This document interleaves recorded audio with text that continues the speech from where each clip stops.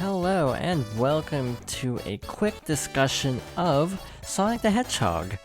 So this is going to be a bit of a retrospective where I go through my history with the franchise, starting with the 2D main series, so I won't be talking about the Game Gear games, Rush, or Advance in this video, maybe someday in the future, but starting out with Sonic 1, it's definitely the first game in the series, to put it nicely, I guess. It's showing its age. I definitely feel like Sonic 1 is the weakest of the classic era for me. It's not horrible, I've definitely seen worse games, but it's just kind of not entirely fun to play through anymore. It's like, you have Sonic 2 and 3 and Knuckles that are just really fantastic games, and also Mania. So like, it's hard to go back to Sonic 1 because there are certain bugs that are present and only in this game. There's certain moves that are missing, like the spin dash. So it's just not as fun to play as the later games. And the level design also is definitely exceedingly rough around the edges. A lot of the levels are really fun, like Green Hill Zone, Starlight Zone, and Spring Yard. The other half of the game is really not fun, personally. Marble Zone is really tedious, I find. I don't like Labyrinth Zone because it's very slow because of water physics and very frustrating as a result. And of course there's Scrap Brain Zone, which I actually don't dislike except Act 3, which is basically a retextured Labyrinth Zone. So yeah, I'm not the biggest fan of Sonic 1. It's also just a little bit overdone because they keep remaking levels from Sonic 1, like Green Hill, so it means the Green Hill even doesn't feel as fresh when like Mania does it, but with better mechanics. So Sonic 1 was also released for the Game Boy Advance for the 15th anniversary, and is one of the worst ports ever.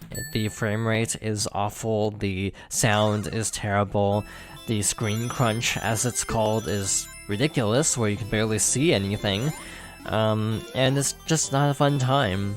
So it's kind of fascinating how Sega couldn't even properly remake their own game for the Game Boy Advance, especially for an anniversary title. But you'll notice that Sega has issues with anniversary titles as we keep going forward with this. So on to Sonic 2, I definitely like this game a lot more. I prefer the controls, I like the spin dash. Also Sonic's whole feel, the feel of the control is a lot better. It doesn't feel quite as stiff. Like, I feel like, maybe it's just me, but it feels like it's a bit faster. The level design is also set up really well so you can go fast, compared to in this game where you have to kind of stop and go a lot. So yeah, Sonic 2 is a much better experience, but it does have some low points. As much as I really like the first part of the game, the ending is really not great. The zones from Metropolis onwards I don't really enjoy. Metropolis is infamous for just having too many enemies in cheap places and just being a frustrating slog to get through. I don't hate Wing Fortress as much, but it does have some pretty cheap obstacles that are really hard to know about on your first playthrough. At least for me, I always get tripped up by a couple of dash panels that just throw you into a pit. Death Egg is pretty easy, except you're not given any rings, so it's a one-hit run, and that makes it kind of frustrating. It's also 2 bosses, so if you die to the second boss, you have to redo the whole level. So yeah, Sonic 2 has really high highs, but also some pretty low lows. But I still have a lot of nostalgia for that game. It's probably one of my favorite Sonic games still, even though I fully admit it's got a lot of problems in the later half of the game. So, after Sonic 2, the next game is a little bit odd, and I'm gonna be treating it both as one game and 2 games.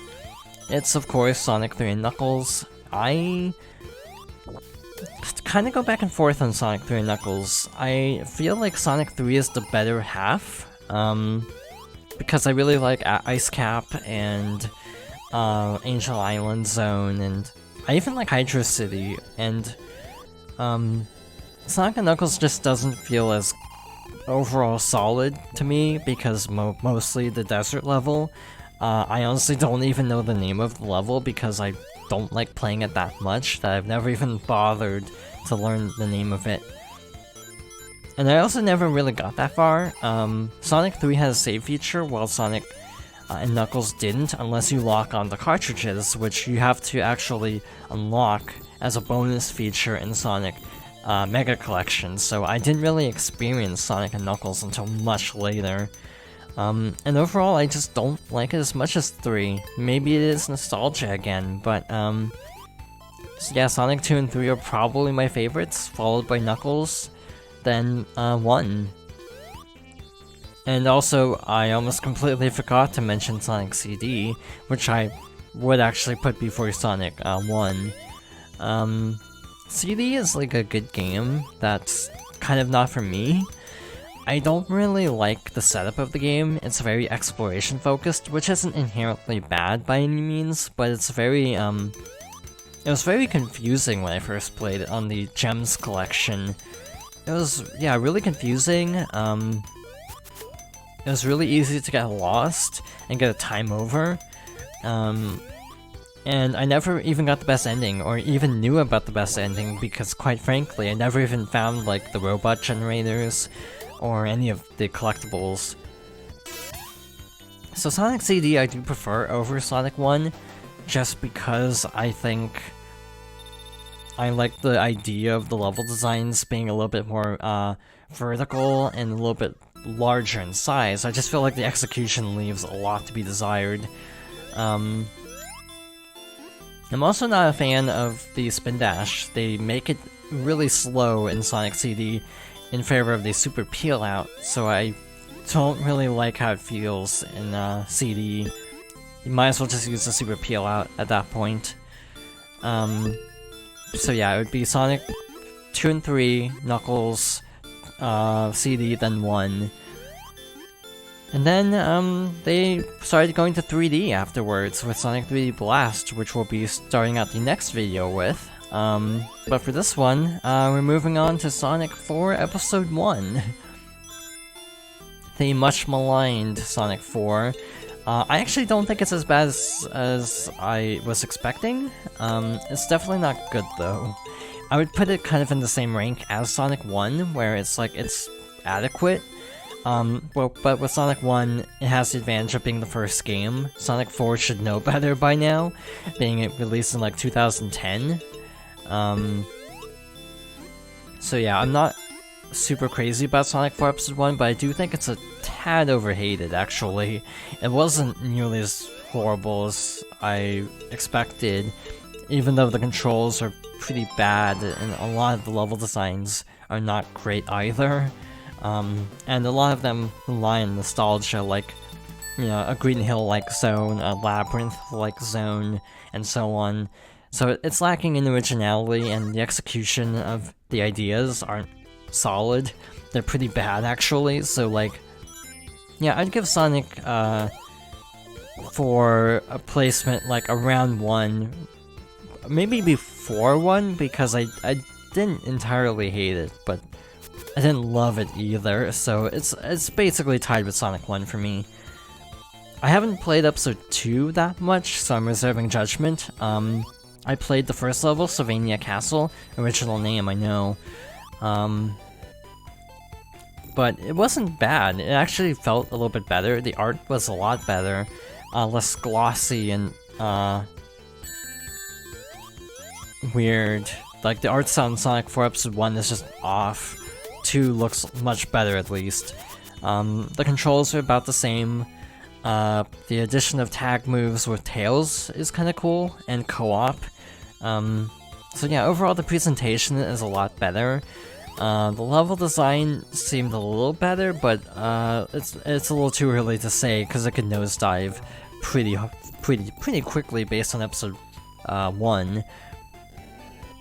So yeah, Sonic 4 Episode 2 I'm tentatively placing like before Sonic 1, because yeah, I actually didn't dislike what I played of it, compared to the first game. And then, yeah, that's kind of it for 2D Sonic games until the 25th anniversary with Sonic Mania. This was designed by the team that did the mobile versions of Sonic 1 and 2 in CD in widescreen. Sadly, only CD was released for PC and consoles, while 1 and 2 are still only on mobile, so you can only play like Hidden Palace restored on Sonic 2 via the mobile port, sadly. I don't think even in like the upcoming Second Ages release, but I guess we'll have to wait and see on that. Overall, I think Sonic Mania is fantastic, especially compared to 4. The controls are spot on, the graphics and music are fantastic. They feel suitably retro without being like retro but still unique, I guess is the right way to put it. Like the graphics still feel like a classic Sonic game but modernized, so it's a really good blend. The level design is great, but it's largely because obviously it kind of learned from a lot of the classic games, so it kind of avoided a lot of the pitfalls that the old games fell into. So in a lot of ways it is probably my favorite Sonic game, but I do still like Sonic 2 and Knuckles because they did come first and established a lot of the trends that were continued in Mania, but Mania is such a well-made game. It's also a great starting point, even if you don't get the nostalgic references. There's still a lot of fun to be had in Mania, so I can still recommend it even as a first Sonic game. It's definitely up there. So yeah, it'd be like Sonic 2, 3, and Mania kind of all tied. Actually no, I'd probably put Mania above 2 and 3 if I'm being honest. So Sonic Mania, then 2 and 3, and then probably then Knuckles, then Sonic CD, and then 4 Episode 2, Sonic 1, and then 4 Episode 1. So that would be my complete mainline Sonic 2D era ranking. So next time, we're going to be taking a look at the 3D era with the console, or modern console Sonic the Hedgehog. So thank you for watching, and I hope you'll join me next time for that.